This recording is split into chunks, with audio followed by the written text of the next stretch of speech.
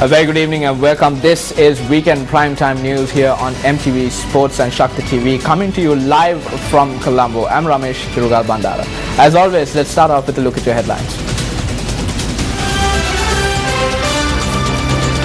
Ranil Wickremesinghe proposes Sajith Premadasa for the position of UNP Deputy Leader.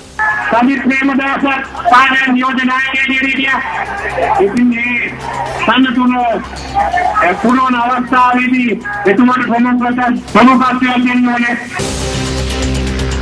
It is habitual for certain factions to protest when the country is being developed. A statement from the President. Mave Senadiraja appointed leader of the Ilangai Tamil Arasu Katchi. Additional Elections Commissioner heads to Uva to monitor the election run-up. Chief suspect in the 15 million rupee theft in Negombo deported from Malaysia to Sri Lanka. Our top story tonight, President Mahinda Rajapaksa says that there are a group of people within the country who object when the country is being developed. Now, the President made this statement during an event held to re-establish the Mohammed Maharouf Foundation.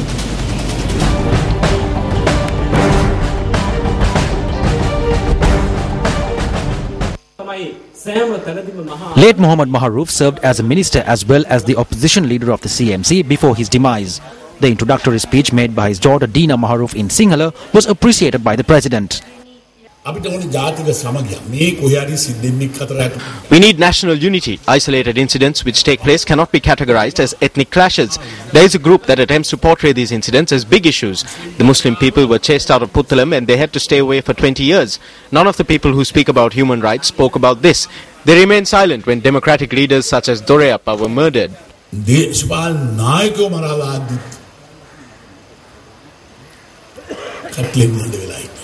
The President also commented on the development taking place in the country. Today, the Colombo city is changing. You might be able to see this. There is a group that naturally opposes change. When people were being severely affected by the war, we attempted to change it. Even then, people were against us. There are people who are against the development of the country as well. However, we must see if this protest is justified or not. UNP National Leader Ranil Wickremesinghe proposed today that MP Sajith Premadasa be given priority when appointing a new deputy leader for the party.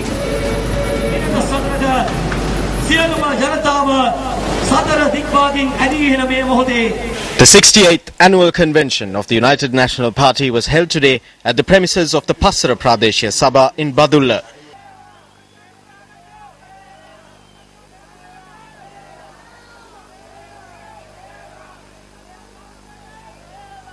Following the singing of the official anthem of the UNP, party MPs addressed the convention.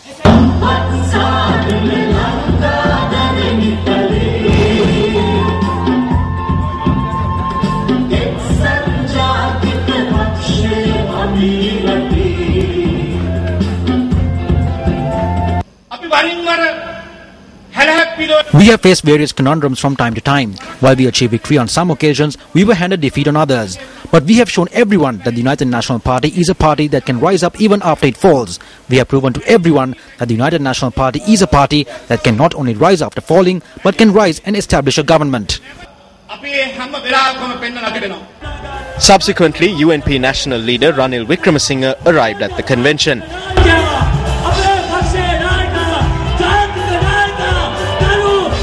Ranil Wickremesinghe paid floral tributes to a portrait of the founding leader of the UNP, the late D.S. Senanayake.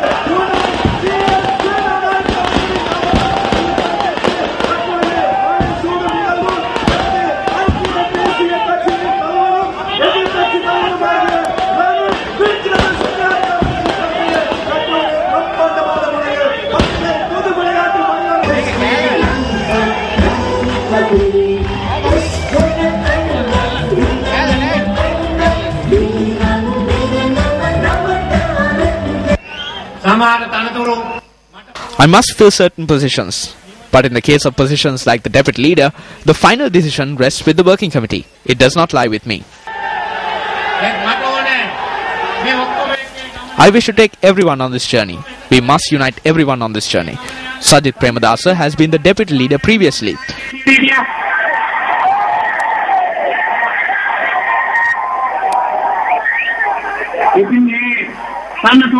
Therefore, when filling this position, he should be given priority. That is my proposal.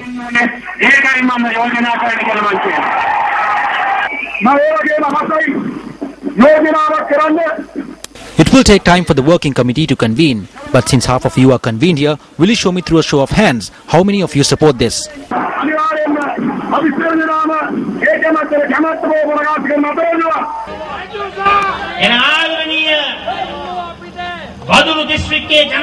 My dear people of Badulla, Ranasinghe Premadasa accepted J.R. Jayawardena's invitation. Not only did he accept the invitation, but he also went around the country and made the UNP victorious. And in a similar fashion, I wish to tell you now that I too accept Ranil Wickramasinghe's invitation from the bottom of my heart.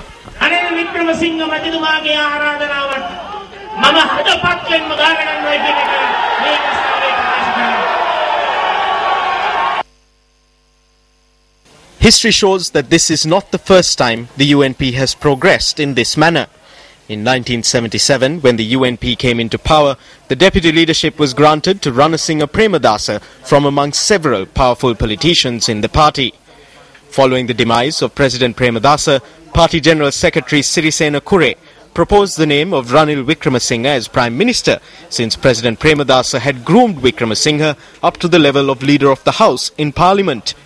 The UNP is preparing for such a moment again. Ranil Wickramasinghe has proposed the name of Sajith Premadasa for the position of Deputy Leader of the UNP. Meanwhile, MP Mave Senadiraja has been appointed the new leader of the Ilange Tamil Arsu Katchi or ITAC. The decision to appoint MP Mave Senadiraja as the new leader of the party was taken at the annual general meeting that is being held in Vaunia, parallel to the ITAC's 15th annual convention that will be held tomorrow. At the party AGM chaired by former leader MP R. Sambandhan this morning, MP Mave Senadiraja was unanimously elected as the new leader of the party. Eastern Provincial Councillor Thurai Rajasinghe was appointed the new General Secretary of the party. MP R. Sambandhan was appointed Chairman of the ITAC Working Committee. 48 members of the ITAC Working Committee were present at the annual general meeting held today. The Election Secretariat has received 132 complaints with regard to election law violations for the upcoming UWA Provincial Council election thus far. Now, a group of officials from the Election Secretariat, including Additional Elections Commissioner RMAL Ratnayaka, are currently on an official visit of the UWA province.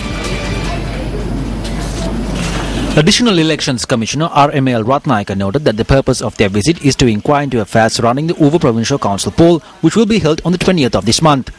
The Election Secretariat has received 81 complaints from the Monragala district, while 38 complaints have been lodged from the Badulla district.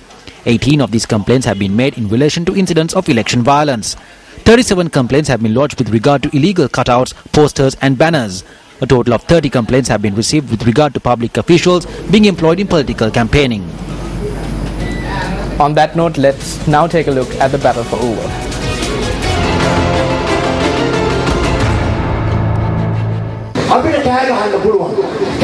We can shout until our hair split and present arguments and examples, but in the end, the decision rests with you and no one else.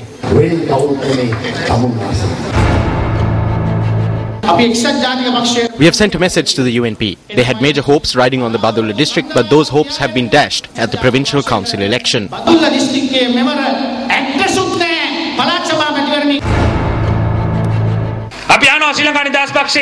We asked the SLFP-led alliance government what they have done. When poor children in our country go to school today, they do not have desks, chairs or books. They have imposed taxes on pens, pencils, milk powder and tea. Even sugar is taxed. They bring 20 cars which are worth 400 million for racers and do not even charge 5 cents in tax. Will any of you be able to meet any of the candidates that come to you now after they win? No. Why? Because they have too much power. I am yet to see a single minister or MP in this government who has a spine. None of the ministers identify with the hardships of the people of Monragala and Badulla.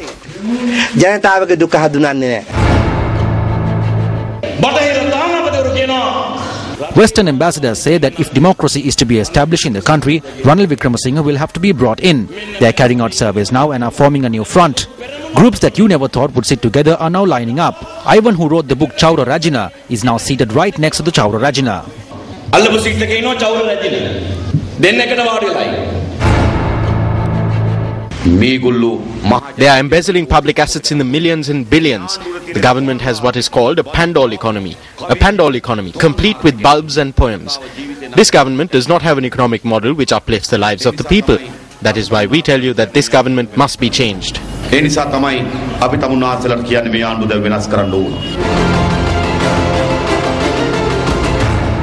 Also speaking on the UA election stage, leader of the Democratic Party, Salat Fonseca, said the people have been conferred with the opportunity and the responsibility of taking the country onto the correct path.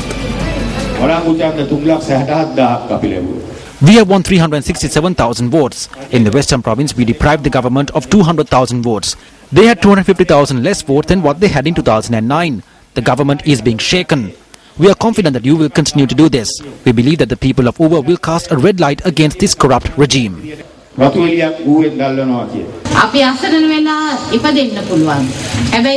We can be born despondent, but if we die with the same despondency, then it is a crime we are committing against ourselves. We need to have the courage and the strength to stand up on our own 2 feet and protest against this poverty and despair. You have received the opportunity. We must bring an end to this era, and we have received the opportunity to do that now. Before we go in for a break, here's what's coming up.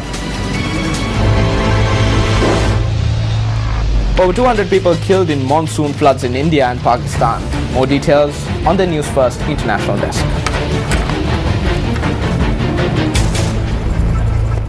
Welcome back to the news. Japanese Prime Minister Shinzo Abe will arrive in Sri Lanka tomorrow on an official visit.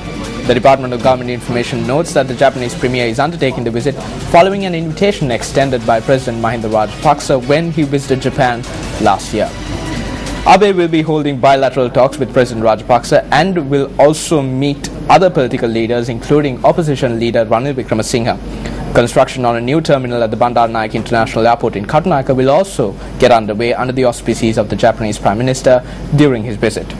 The visiting Prime Minister will also visit Parliament and preside over a business meeting between the two countries intended to broaden investment opportunities in both nations. Spain says it has won the backing of Sri Lanka for its bid to win a seat in the United Nations Security Council next year. Spanish Foreign Minister José Manuel Garcia, currently on an official visit to Sri Lanka, made this statement following a meeting with Minister of External Affairs Professor G.L. Pires. Incidentally, Newsfirst was not invited to cover the event. However, international media reported on this meeting. Reuters reported that the meeting between the visiting Spanish Foreign Minister and Minister G.L. Pires was held in Colombo today. As far as I know, at this moment we have the oral backing of Sri Lanka, and I hope to have a better rest than I had those days to have a backing in writing very soon. Well, we will give the Spanish request every consideration and make our decision. Spain is a friendly country. We will consider their request very carefully and make our decision. Anyway. A fire broke out at the head office of the State Pharmaceutical Corporation in Colombo early this morning. The car park at the SPC head office had been damaged in the fire which broke out at about 1:30 a.m. today. The blaze was doused by the Colombo Fire Brigade.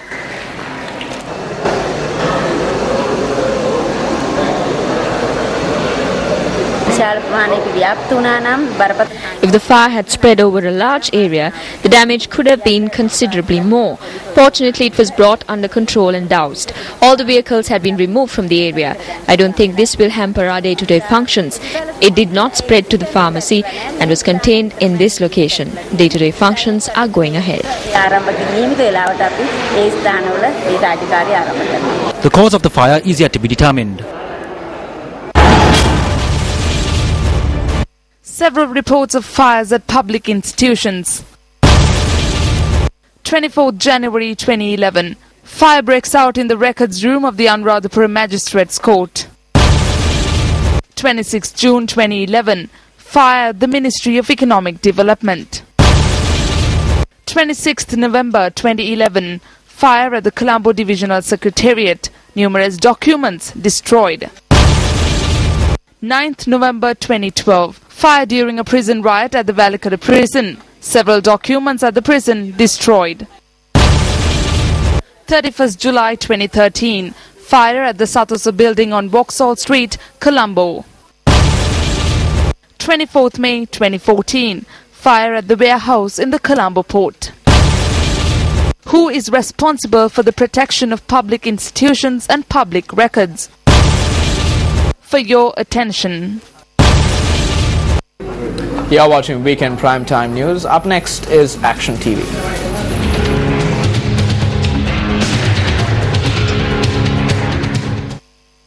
On Tuesday and Wednesday, Action TV revealed details about discrepancies surrounding the construction of a wall around the official residence of the Vice-Chancellor of the Ruhuni University. The report was based on an audit query directed at the Vice-Chancellor dated on the 6th of May 2014. The report questions as to why the planning, creation of estimates, overseeing construction activities and payment of bills was vested with the State Engineering Corporation through an advisory services payment, while the university possesses a fully functional engineering unit with 2 engineers employed. The Vice-Chancellor explained as to why this decision was taken. ගොඩක් විශ්වවිද්‍යාල මේ ව්‍යාපෘති project officer කෙනෙක් නැහැ. Many universities don't have a project office, nor do they have engineers. There is only a small amount of staff. The engineer employed in our university acts as a project manager. We have around 7 or 8 projects that has to be handled simultaneously. This is a very difficult task that we are doing. That is why we requested the advisory services from a government institute. Accordingly, we carried out our activities. Advisory services from the State Engineering Corporation are obtained under an agreement to pay a sum amounting to 5.5% of the total value of the project to them. In accordance with the duties undertaken by them, the State Engineering Corporation draws up an estimate for the construction of the wall. The corporation estimated that 8,06,455 rupees would be spent on this project, and thereby the tender procedure began. However, the University Tender Commission had awarded this tender to a contractor who had cited a sum of 9,630,622 rupees. The engineer attached to the university explained the decision. There was a mistake in the initial estimate. They had quoted higher prices for some products. There were also arithmetic issues in their estimate. When this was corrected, the initial estimate of 8 million rupees rose to 9 million. This explanation points out that the State Engineering Corporation, which was selected by the university as the advisory body, are incapable of simple arithmetic. In such a backdrop, it questions as to why the State Engineering Corporation continues to be retained as the advisory body for the construction of this wall. While the tender board of the university had decided to award the tender for a sum of 9,630,622 rupees, a deal was reached between the university and the contractor for a sum of 10,324,647 rupees. No, nothing of this nature has taken place. Conduct any inquiry. Such an incident has not occurred. Usually, a response should be provided for an audit query within 14 days after receiving the notification. However, it had been 4 months since the query was issued. There was a delay. The engineer in question fell sick and did not report to work for around 1.5 months. We have made preparations to present our statements before the Auditor General.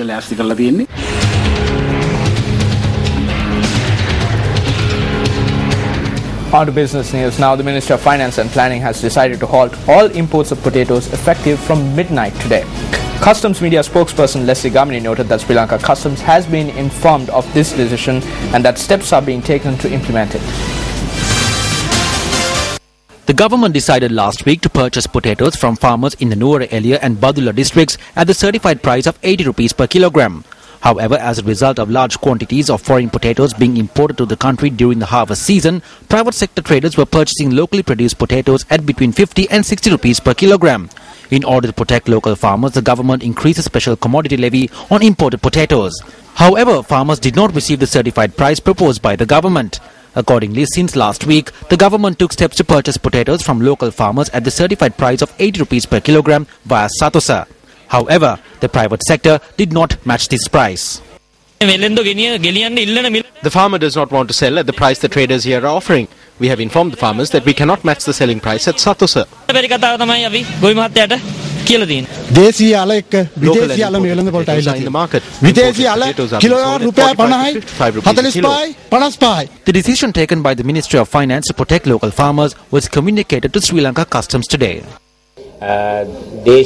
This decision has been taken to protect the local potato farmer. The Controller General of Imports and Exports will issue the relevant gazette notice at midnight today.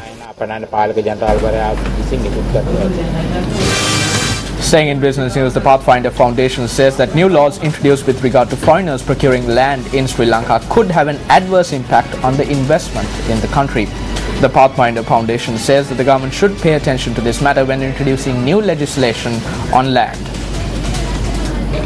It is now reported that the government is planning to introduce new legislation, more or less restricting the ownership of land, freehold ownership of land, by the companies which have a higher percentage of shares in the hands of foreigners. Therefore, there is a concern expressed by many analysts that such a measure will discourage foreign investment flow to Sri Lanka. When you play restrictions on the buying of land by the foreign investors, it will have a general jacking up of the prices of the land. We believe that government has to carefully calibrate its policies on land being owned by the foreign investors. On to other local news now. Tensions fled in Talwakale Centre this morning following the discovery of a body of a schoolboy that was reported missing 3 days ago. The body of the missing schoolboy was found floating in the Kotmale reservoir. Estate workers in Talwakale took to the streets today claiming that the police had failed to act expeditiously upon receiving the report of the missing boy. An additional detachment of police officers was deployed to the area to disperse the protesters. And tonight on our special segment, A Better Tomorrow, we take a look at Sri Lanka's first ever gold centre, which was declared open yesterday.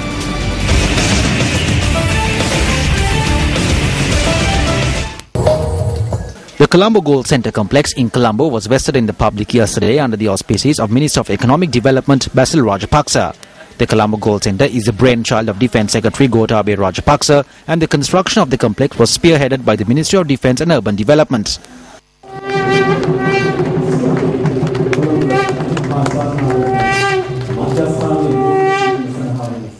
Till 2011, this location served as the St. John's Fish Market Complex.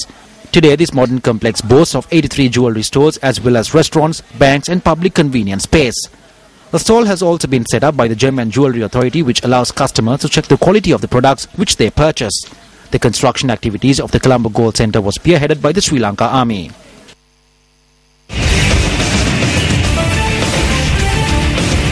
And up next is It Solved?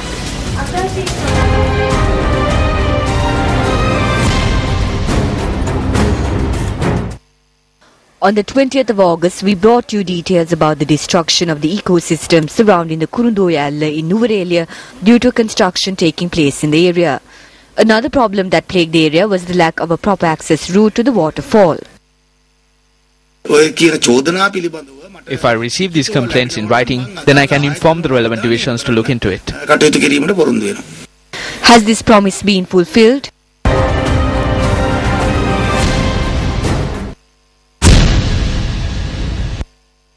A group of farmers that rely on the Kimbulwana Oil project in Matsiripura Kurunagala engaged in a protest on 30th of July, blocking the Kurunagala-Dambulla main road. The farmers state that due to the illegal filling up of lands, it has become impossible to divert water to their farmlands. Area residents noted that irrigation officials have carried out the preliminary work to ensure that the water supply reaches the farmers.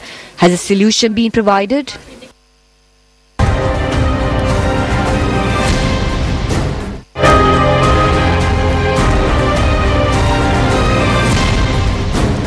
Well, all preparations have been made for the exposition of the sacred hair relics which were brought from the Hunapitiya Gangaram Vihara on the 8th and 9th of this month in Mavanalla. The exposition of the sacred hair relics will be held at the Veragala Sri Vardhanaram Purana Vihara in Dehimatua, Mavanalla. Newsfirst is the media sponsors of the event. The sacred hair relics which were brought to Sri Lanka from the Chittagong Vihara in Bangladesh were placed at the Hunupitiya Ganga Rama Vihara under the trusteeship of President Mahinda Rajapaksa. All preparations have been made for the exposition of the sacred hair relics under the guidance of the Anunayaka of the Sri Lanka Ramanya chapter, Professor Most Venerable Varagoda Pema Ratanathera. The sacred relics have been displayed at various locations around Sri Lanka. They have been displayed in Anuradhapura, Kelaniya and in the south, but the people of Kegalle district have not received this opportunity. This will be the first time. What is happening here is similar to Lord Buddha visiting our district. We have made all arrangements for you to pay homage to these relics. This event is being organized by the Ranjit Siambalapitiya Friendship Foundation. All facilities including dansalas have been organized around the Veragala Rajamahaviharya in Ottuvankanda Mavanalla in view of this sacred Poya Day. It is a fortuitous opportunity for the Buddhist people and we respectfully invite everyone to be a part of this and to make use of this opportunity. Sampath Ruwansiri, aka Apple Ruwan, who was wanted in connection to a jewellery heist in Negombo, was arrested in Malaysia and brought back to the country. In February, the suspect robbed a jewellery store in Negombo and stole money and jewellery worth 15 million rupees and fled to Malaysia. He was arrested in Malaysia and was brought back to the country last night. He was arrested in Malaysia and was brought back to the country by officials of the Criminal Investigations Department last night. He was later handed over to the Western Province North Special Investigations Division. That division is handling the investigation into the case. It was reported that the suspect fled with the money that was stolen. Investigations have been launched into this as well. Part of sports news, Sri Lanka advanced to the quarter-finals of the Malaysian leg of the ARFU Asian Rugby 7 Series today, following victories over Kazakhstan and China. The tournament in Malaysia is the second leg of the ARFU Asian Rugby 7 Series. Fijian national Imari Vakavulagi represented Sri Lanka in the second leg of the series, which began today. Sri Lanka, competing in Group B, first took on Kazakhstan and secured a 38-17 victory. Srinath Surya Bandara scored 2 tries for the Tuskers, while captain of the team Fazil Marja, Imori Vakavulagi, Danush Koranjan and Anuradha Vilavara scored a try each. This time it's Vilvara. We mention his name and lo and behold, he pops up like a jack-in-the-box to score a try. Sri Lanka took on China in their second game today and secured a hard-fought 33-22 victory. Fijian Imori Vakavulagi scored 2 tries for the Tuskers, while Fazil Marja, Shehan Patirana and Srinath Surya Bandara scored a try each. Sri Lanka will take on host Malaysia in the quarter-finals tomorrow. Tanha Rati Raga, directed by celebrated film director Nirendra Deshapriya, added yet another feather to its cap, winning the award for the best film at the I Will Tell International Film Festival. 1,000 films have been presented for consideration for the award ceremony, which will be held in London on Tuesday. The lead juror described the film as a powerful story, character-driven, executed by a filmmaker with a true grasp of cinema. One juror compared the film to early Federico Fellini films like I, Vitelloni and La Strada. The award-winning film Tanha Rati Raga explores a broad array of social issues, including armed conflict, social harmony and coexistence. The film was screened in Colombo today, parallel to the Colombo International Film Festival. Tanha Rati Raga was written by Sarath Kotlawala and Kumara Tirimadura, with Danush Gunatilaka lending his talents as the camera director. My hope is that this film will contribute towards establishing a non-violent society, a society free of hatred, not for our generation, then at least for the next generation, a future that we are all hoping for. That is why I made this movie.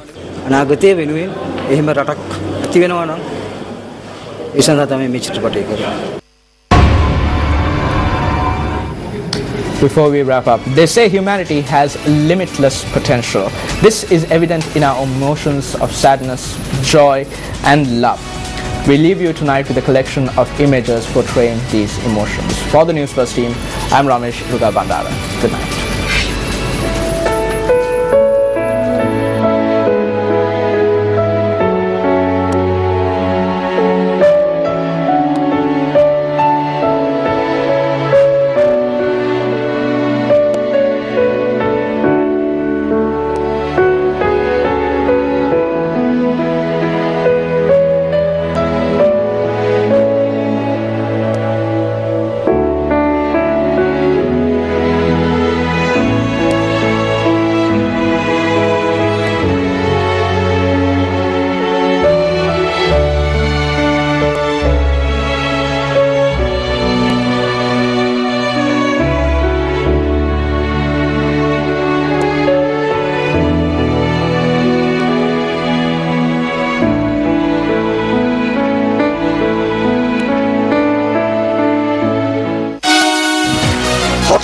0114-896-896. www.newsfirst.lk.